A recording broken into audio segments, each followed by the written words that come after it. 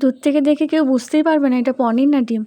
হ্যাঁ রে বন্ধুরা, সকলে কেমন আছো? আশা করছি ভীষণ ভালো আছো। আমরাও খুব ভালো আছি। আবার একটা নতুন ব্লগ ভিডিও নিয়ে তোমাদের মাঝে চলে এলাম। 4টে ডিম ছিল, তো ভাবছিলাম 4টে ডিম দিয়ে কী করা যায়।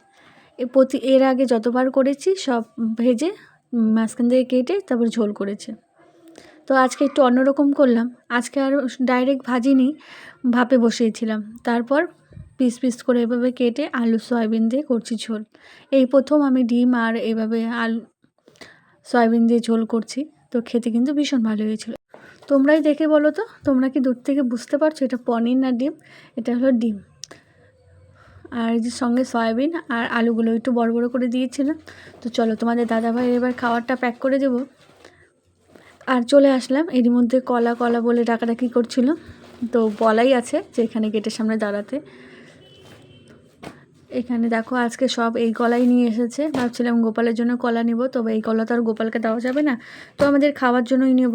আর কলাগুলো মানে খাওয়ার মতো, কিন্তু একদিন ঘরে রেখে খেলে ভীষণই ভালো। দেখো তোমাদের দাদাভাই যে এর মধ্যে বেরিয়ে গেল। আর আজকে উনি সকালেই এসেছে কিন্তু। তারপর আর কি মামা সোনাকে খাইয়ে, আমরা ছেলে মেয়ে এদেরকে খাইয়ে আমি আবার ঘরের কাজ শুরু করে দিলাম। আর আজকে তো স্কুলটা বন্ধ আছে, তাই ভাবলাম আজকে এগুলো একটু পরিষ্কার করা যাক। এই কাপড়টা উঠিয়ে ধোবো না, তো এটাকেই ভালো করে ঝেড়ে আবার উল্টো পাশে পাতবো। তারপরে একদিন উঠিয়ে ধুয়ে দেবো কিন্তু ফ্রিজের উপরটা। তো আমি ভালো করে মুছে নেবো। এটা গোছানো হয়ে গেছে। আর ফুলদানির ফুলগুলোও দেখতে পাচ্ছ, এগুলো অনেক দিনে, জানো তো, রথের মেলায় গিয়ে কেনা হয়েছিল ফুলগুলো। তো তারপরে গিয়েছি, তবে ফুল আর সেরকম পছন্দ হয়নি। আমি আবার বসে পড়লাম, ওগুলো সব গুছিয়েছি। ওগুলো গোছানোর পর আমি ভাবছি এই যে ফাঁকা যে জায়গাগুলো আছে পুজোতে শপিং করতে গিয়ে, তো আমি ওয়ালপেপার এগুলো ভেবেছিলাম এগুলো তো আঠা আছে হয়তো।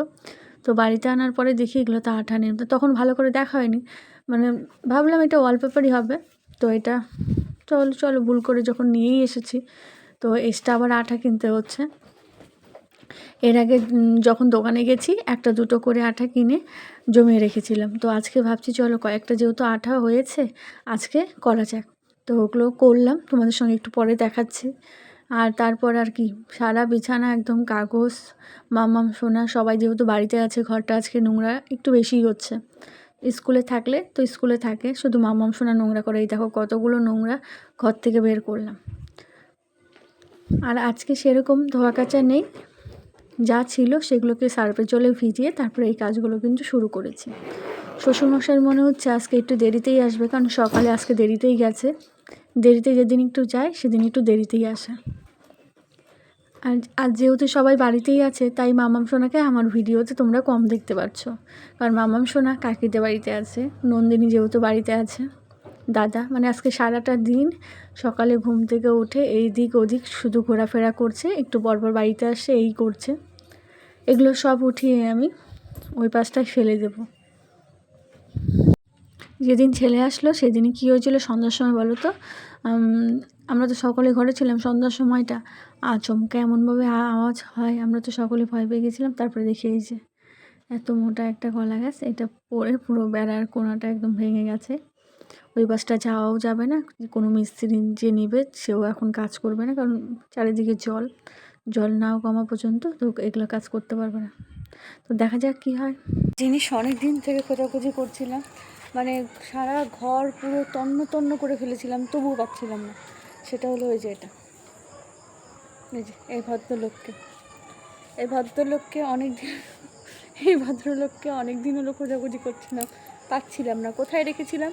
ওটা হলো আমাদের স্নানের বাথরুম, এই যেটা স্নানের বাথরুম। তো ওখানে ভাবো কী করে, আমার সাইকেলটা নিয়ে শুধু চলে যায়, চালানো শিখে গেছে ছোটো সাইকেল বের করার পর।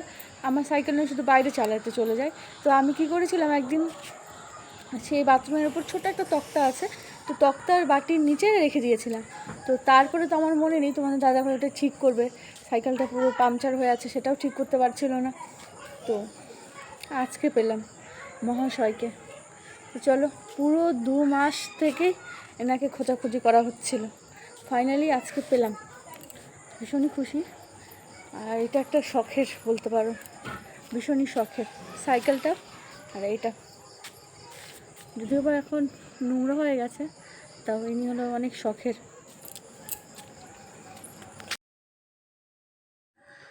মাম্মাম সোনা গেল ছেলের সঙ্গে পিছন ধরে, জানো তো।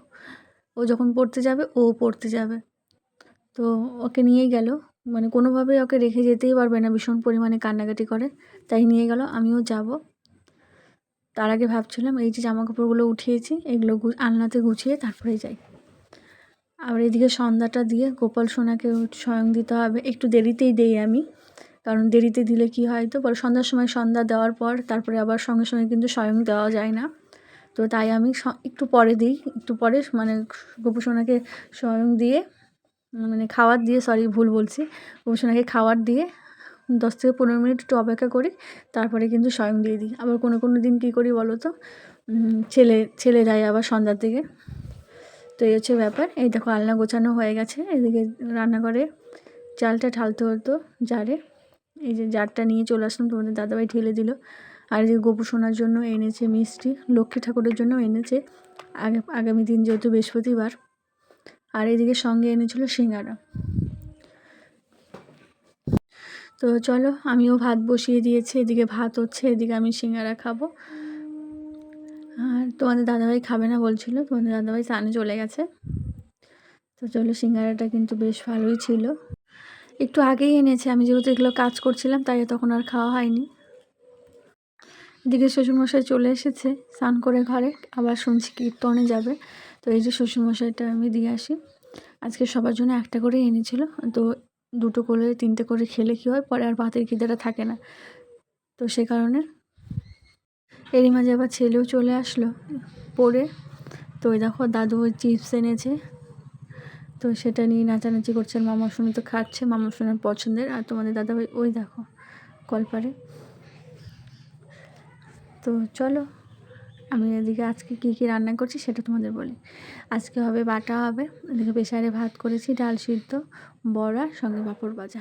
এই হলো আজকে রাতের মেনু। আর আমাদের